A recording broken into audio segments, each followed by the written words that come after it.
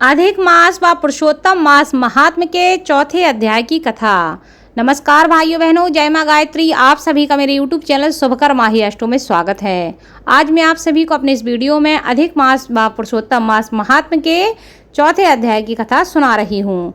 आप सभी से अनुरोध है, अगर आप मेरे चैनल पर पहली बार आए हैं तो प्लीज़ हमारे चैनल को सब्सक्राइब, वीडियो को लाइक और वीडियो को ज़्यादा से ज़्यादा शेयर अवश्य करें, ताकि आपके साथ साथ आपके अपने भी इस कथा का लाभ ले सकें। कल के अध्याय में आप लोगों ने सुना था कि अधिक मास भगवान नारायण के शरण में पहुंचता है। तो आज की कथा में है कि भगवान नारायण की शरण में जब अधिक मास पहुंचता है तो वह क्या कहता है। सनत कुमार कहते हैं कि भगवान नारायण कहते हैं कि हे नारद, भगवान पुरुषोत्तम के आगे जो भी शुभ वचन अधिक मास में कहे वह लोगों के कल्याण की इच्छा से हम कहते हैं, सो उसे तुम ध्यान पूर्वक सुनो। अधिक मास भगवान नारायण से कहता है कि हे कृपा निधान, हे दया के सागर, हे करुणा के सागर, आप तो बलवान हैं। उन्होंने यह मलमास है ऐसा कहकर मुझे दीन को अपनी श्रेणी से निकाल दिया है। हे करुणा के सागर, मैं आपकी शरण में आया हूँ, आप मेरी रक्षा क्यों नहीं करते।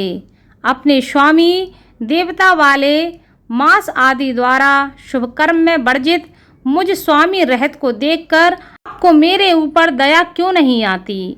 आप आज इतने कठोर कैसे हो गए। हे भगवान, जब कंस रूप अग्नि से जलती हुई वासुदेव की स्त्री देवकी की रक्षा जैसे आपने की, वैसे ही हे दीनवत्सल मुझ जैसे शरणागत को शरण में क्यों नहीं लेते। जैसे आपने कालिया नाग से गौ चराने वालों को बचाया, जैसे आपने पशुओं की रक्षा की, हे दीनवत्सल वैसे ही मेरी रक्षा क्यों नहीं करते। पशु पक्षियों को पालने वाले एवं स्त्रियों की जैसे पहले ब्रज में आपने रक्षा की, ऐसे ही हे दीनवत्सल मुझ जैसे को शरण आए में हुए आप मेरी रक्षा क्यों नहीं करते। मगध देश के राजा जरासंध के बंधन से राजाओं की जैसे रक्षा की, वैसी है दीनवत्सल मेरी रक्षा क्यों नहीं करते। कहिए मुझ शरण में आए हुए कि आज आप क्यों रक्षा नहीं करते। आपने ग्राह के मुख से गजराज को झट से आकर रक्षा करके उसको बाहर निकाल दिया। हे दीनवत्सल मुझ शरण में आए हुए की रक्षा क्यों नहीं करते। भगवान नारायण कहते हैं, इस प्रकार भगवान को स्वामी कहकर मलमास अपने आंसू बहाता रहा और मुख लिए जगतपति के सामने चुपचाप खड़ा रहा। उसको रोते देखते ही भगवान शीघ्र ही दयालु हो गए और पास में खड़े मलमास से बोले। श्री हरि बोले, हे वत्स, क्यों इस समय अत्यंत दुख में डूबे हुए हो। ऐसा कौन बड़ा भारी दुख तुम्हारे मन में है। दुख में डूबते हुए तुमको मैं अवश्य बचाऊंगा। तुम शोक मत करो, तुम मेरी शरण में आए हो, फिर शोक करने के योग्य कोई नहीं रहता। जो मेरी शरण में आता है उसके जीवन में किसी भी प्रकार का शोक नहीं रहता।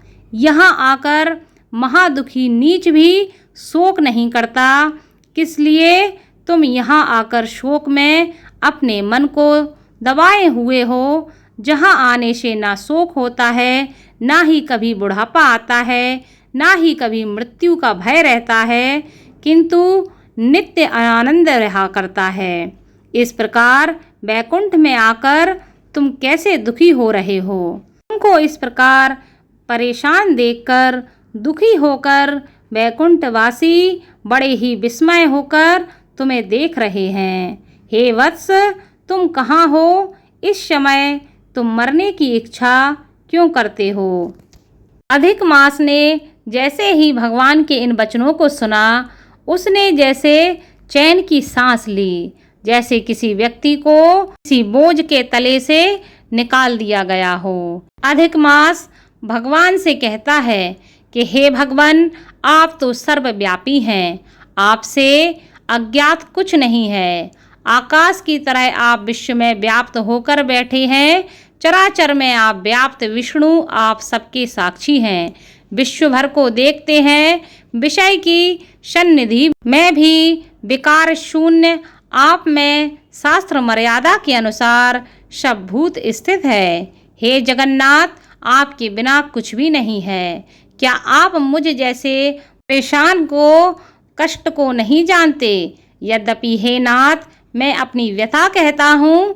जिस प्रकार मैं दुख जाल से घिरा हुआ हूँ, वैसे ही दुखित को मैंने ना कहीं देखा है और ना सुना है। क्षण निमेष, मुहूर्त, पक्ष, मास, दिन और रात सब अपने अपने स्वामियों के अधिकार में सर्वदा बिना भय के प्रसन्न रहते हैं।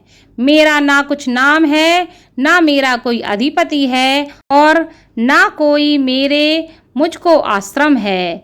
अतः क्षण आदि समस्त स्वामियों वाले देवों ने शुभ कार्य से मेरा निरादर किया है।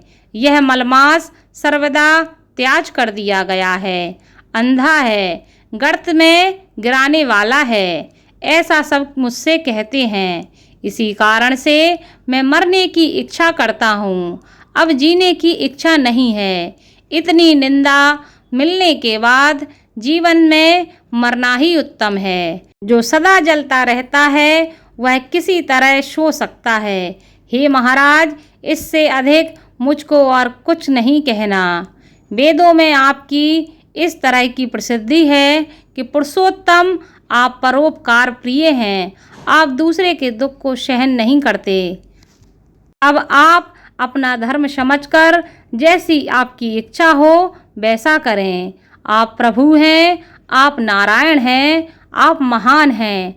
आपके सामने मुझ जैसे दीन की क्या औकात जो आपसे घड़ी घड़ी कुछ कहता रहे। हे प्रभु, मैं मरूंगा, मैं मरूंगा, अब मैं ना जीऊंगा, ऐसा पुनः पुनः कहकर वह अधिक मास चुप हो गया। हे ब्रह्मपुत्र के पुत्र चुप हो गया और एकाएक श्री भगवान विष्णु के निकट गिर गया। तब इस प्रकार गिरते हुए मलमास को देखकर भगवान की सभा में लोग बड़े विस्मय को प्राप्त हुए। भगवान नारायण कहते हैं, इस प्रकार देखकर चुप हुए अधिक मास के प्रति बहुत कृपा भार से अन्नशन्न हुए भगवान श्री कृष्ण मेघों के समान गंभीर वाणी से चंद्रमा की किरणों की तरह उसे शांत करते हुए बोले। सूत जी कहते हैं कि हे ऋषियों, वेद रूप रिद्धि के आश्रित नारायण का पापों के समूह रूप समुद्र को शोषण करने वाला बड़वानल अग्नि के समान वचन सुनकर प्रसन्न हुए नारद मुनि पुनः आदि पुरुष के वचनों को सुनने की इच्छा से बोले। नारद जी बोले कि हे महाभाग, हे तपोनिधि, इस प्रकार अधिक मास के वचनों को सुनकर भगवान विष्णु के चरणों के आगे पड़े हुए अधिक मास से क्या कहा। भगवान नारायण कहते हैं कि हे पाप रहित, हे नारद, जो हरि ने मलमास के प्रति कहा वह हम कहते हैं। भगवान कृष्ण कहते हैं कि वैकुंठ का वृतांत हम तुम्हारे सम्मुख कहते हैं। सुनो, मलमास के मूर्छित हो जाने पर हरि के नेत्र से संकेत पाकर गरुड़ मूर्छित मलमास को पंख से हवा करने लगे। हवा लगने पर अधिक मास उठकर बैठ गए और कहने लगे कि हे प्रभु, यह सब मुझे नहीं रुचता। अधिक मास बोला कि हे जगत को उत्पन्न करने वाले, हे विष्णु, हे जगतपते, मेरी रक्षा करो, मेरी रक्षा करो। हे नाथ, मुझे शरण आए को आप उपेक्षा नहीं कर सकते। इति श्री ब्रह्म नारदीय पुरुषोत्तम मास महात्म्य मलमास चतुर्थ अध्याय संपूर्णम। आगे की कथा आपको 5वें अध्याय में सुनने को मिलेगी। धन्यवाद।